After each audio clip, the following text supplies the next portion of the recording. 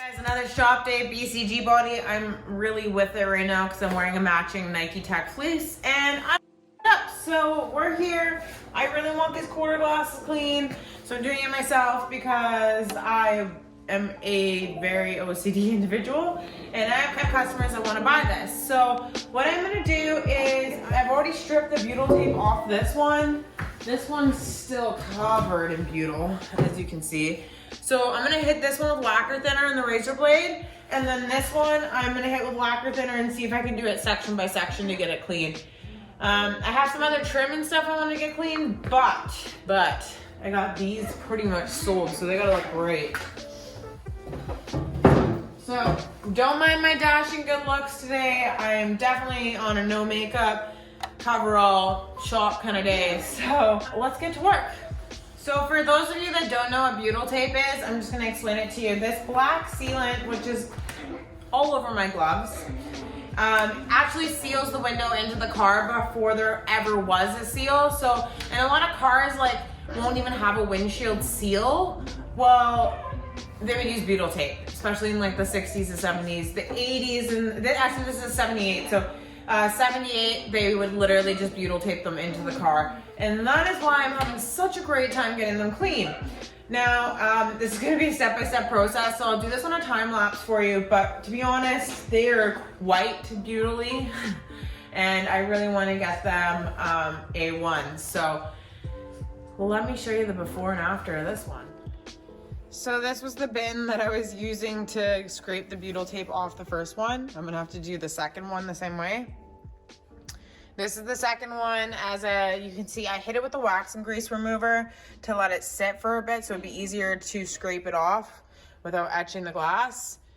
And then this is the one that I've already scraped all the butyl off, and I have to hit with a lacquer thinner and do it in sections in order to get it clean. Now, this is definitely gonna be a little bit of elbow grease, so stay tuned.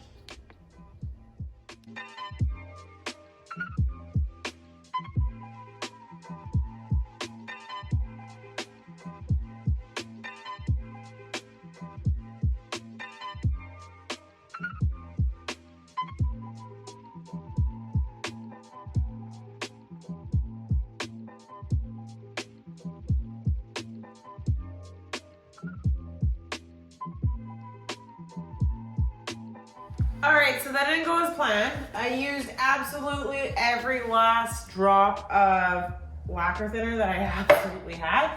So now I have a bit of a mess. I don't even want to touch this. I got the majority of it off, but this one's still pretty covered and it needs more gun wash and more scrubbing, as you can see.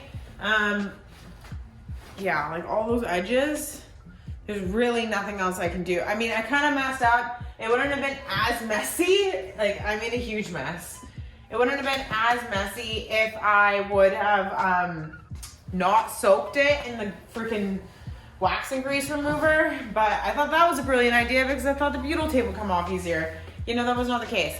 The one that I did get pretty much clean is this one. Right now, the other one is probably past the point. I honestly just need some more gun wash. So I somehow managed to take them from what you just saw into what they are right now. I mean, they're not my standard of clean, but they're, at least I can let them dry and then Windex them and take some nice photos and find a new home for them. So honestly, I had to SOS some of the edges.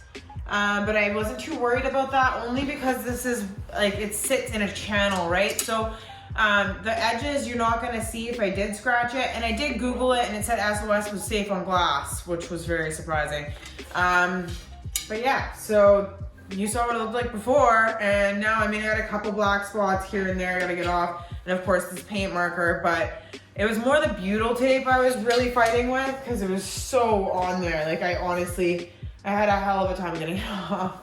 And I'm honestly covered in black. My gloves are, the counter is, because this glass looks all right. I'm gonna let it dry and then I'm gonna Windex it and then I'm gonna throw it up in my story. Because I know that there's somebody out there that needs 78 to 80 Monte Carlo quarter glass. and I have that right here. Let me put a video in of the end result here, and just know that I use this and I use SOS pads, and then I use dish soap. Really, at the end of the day, that's pretty much all I use. I have a run of parts over here that I do want to get detailed, so when my employee comes in on Monday, she can just grab them and start posting them on eBay. So I'm gonna quickly do that. Welcome to the fact that I'm not just a model, and I'm wearing Jack's coveralls, rocking simple green and detailing my own parts. So let me bang through the rest of this Monte Carlo stuff that I want to get up. There's some trim in there from a Regal, and I'll show you guys a close up of this. These honestly look real good. Like there's no real scratches in them. Just I gotta, like I said, Windex them and actually take some good photos. But that's gauge cluster bezel, and then I've got a bunch of Regal vinyl top trim, those limited door panel bezels, some more Monte Carlo stuff, including a broken tail light, but the lens is good, the bezel shit, so it will sell. Some AC stuff, I mean HVAC stuff, and there's a bit of some small stuff behind me. So I'm gonna quickly bang through this so that way she has some stuff to do and I'm not rushing on Monday morning. All right, it's freezing in here. I ran out of hot water. I've ruined the only nails I have left. I actually ended up losing my nails back in December, and I'm kind of happy about it now. I was very upset about it because I had the nicest set of nails and it cost me $150, and they were literally 3 days old when it happened. But I mean, now looking back on it, like look at my fingers. Like without this, I would have never been able to get these parts cleaned and detailed. So it's like, I guess it's a catch-22, but I'm really happy I don't have nails right now because they're covered in black shit and I literally would not be able to detail parts like I just did. So I got through everything I possibly could. Like I said, my water's cold now. I'm soaked. It's freezing in here. And I'm just kind of over the whole thing today. I mean, I got enough done where tomorrow I can come in, pack orders, and then clean a little bit more. And then Monday when my girls come in, everything's gonna be completely set up, and then I can start with the bins underneath, which I know we talked about before, but I haven't gotten to because I am one person and I do everything. So I'm gonna call it a night, bring my dogs home, and try to scrub this black shit off my hands. And if you haven't already, make sure you hit the like button, smash subscribe, and I'm really trying to get monetized. So if you do watch this whole video all the way through, thank you so much. I really appreciate you. And yeah, I'll catch you guys on the next one.